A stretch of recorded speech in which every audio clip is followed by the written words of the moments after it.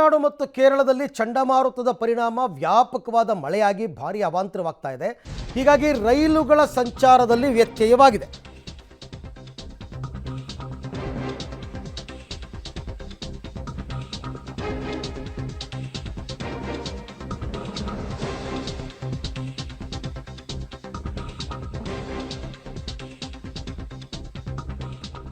ರೈಲು ಮತ್ತು ವಿಮಾನಗಳ ಸಂಚಾರದಲ್ಲಿ ಭಾರೀ ವ್ಯತ್ಯಯವಾಗಿದೆ. ರೈಲಿನದ್ದೇ ಪ್ರಾಬ್ಲಮ್ ಜಾಸ್ತಿ. ಯಾಕೆಂದರೆ ಕನ್ಯಾಕುಮಾರಿ, ತೂತುಕುಡಿ, ತಿರುನಲ್ವೇಲಿ, ತೆಂಕಾಶಿ, ನಾಗಪಟ್ಟಣಂ, ತಿರುವರೂರ್, ತಂಜಾವೂರು, ಪುದುಕೊಟ್ಟೈ, ರಾಮನಾಥಪುರಂ, ಶಿವಗಂಗೈ, ವಿರುದುನಗರ ಈ ಎಲ್ಲ ಕಡೆ ತೆರಳತಕ್ಕಂಥವ್ರಿಗೆ ಟ್ರೈನ್ದು ಪ್ರಾಬ್ಲಮ್ ಆಗಿದೆ. ಎಲ್ಲ ಕಡೆ ರೈಲುಗಳನ್ನು ಸ್ಥಗಿತಗೊಳಿಸಿದ್ದಾರೆ. ಯಾಕೆ ಅಂದರೆ ಕೆಲವು ರೈಲ್ವೆ ಸ್ಟೇಷನ್ಗಳೇ ಕಂಪ್ಲೀಟ್ ನೀರಲ್ಲಿ ಮುಳುಗೋಗ್ಬಿಟ್ಟಿದೆ. ಇದು ನೋಡ್ತಾ ಇದ್ದೀರಲ್ಲ, ಇದು ರೈಲ್ವೆ ಸ್ಟೇಷನ್ ನೀವು ನೋಡ್ತಿರೋದು. ಮಳೆಯಿಂದಾಗಿ ನೀರು ನೋಡಿ ಹೆಂಗೆ ಹರಿತಾ ಇದೆ. ಈ ನೀರೆಲ್ಲ ತಗ್ಗಬೇಕು. ಆಮೇಲೆ ರೈಲ್ವೆ ಟ್ರ್ಯಾಕೆಲ್ಲ ಕರೆಕ್ಟಾಗಿರಬೇಕು, ಅದೆಲ್ಲ ಚೆಕ್ ಮಾಡ್ತಾರೆ. ಆಮೇಲೆ ಎಲ್ಲವೂ ಕ್ಲಿಯರ್ ಆಗಿದೆ ಅಂದಮೇಲೆ ರೈಲ್ಗಳನ್ನ ಬಿಡ್ತಾರೆ. ಅಲ್ಲಿ ತನಕ ರೈಲ್ಗಳನ್ನ ಬಿಡೋಕ್ಕಾಗಲ್ಲ. ಮತ್ತು ನಿಮಗೆ ಮಧುರೈ ಏರ್ಪೋರ್ಟ್ ಇದೆ ನಿಯರ್ ಬೈ. ಅದು ಬಿಟ್ಟರೆ ಇನ್ನು ಟ್ರಿವಾಂಡ್ರಮ್, ಕೊಚ್ಚಿ, ಅಲ್ಲೂ ಕೂಡ ವಿಮಾನಗಳ ಹಾರಾಟ ಸ್ವಲ್ಪ ಸಮಸ್ಯೆ ಆಗಿದೆ. ಕೆಲವು ವಿಮಾನಗಳ ಹಾರಾಟದ ಸಮಸ್ಯೆ ಆಗಿದೆ. ಅಲ್ಲ, ವಾತಾವರಣ ಈ ರೀತಿ ಇದ್ದರೆ ಕಷ್ಟ. ಅದು ಅಲ್ಲದೆ ದಟ್ಟವಾದ ಮಂಜಂತೆ ಬೆಳಗ್ಗೆ ಹೊತ್ತು ರೋಡಲ್ಲಿ ಓಡಾಡೋದು ಕಷ್ಟ ಅನ್ನುವಂತಹ ಪರಿಸ್ಥಿತಿ ಬಂದ್ಬಿಟ್ಟಿದೆ.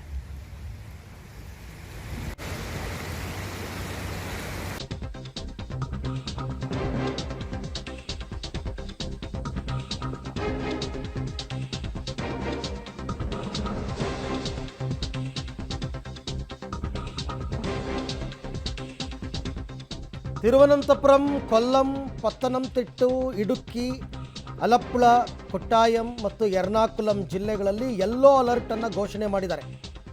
ಕೇರಳ, ಲಕ್ಷದ್ವೀಪ ಕರಾವಳಿಯಲ್ಲಿ ಮೀನುಗಾರಿಕೆಗೆ ನಿರ್ಬಂಧವನ್ನು ಹೇರಿದ್ದಾರೆ.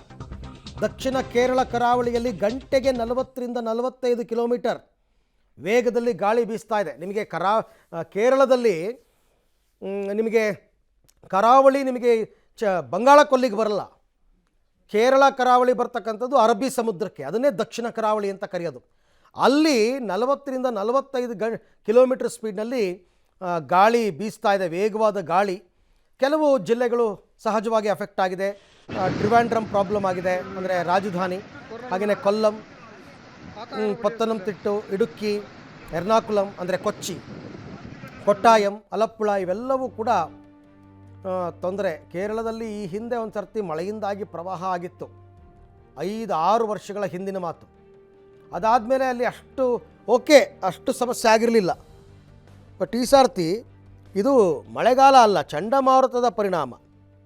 ಆಮೇಲೆ ಇದೇನು ದೀರ್ಘಕಾಲಿಕ ಅಲ್ಲ.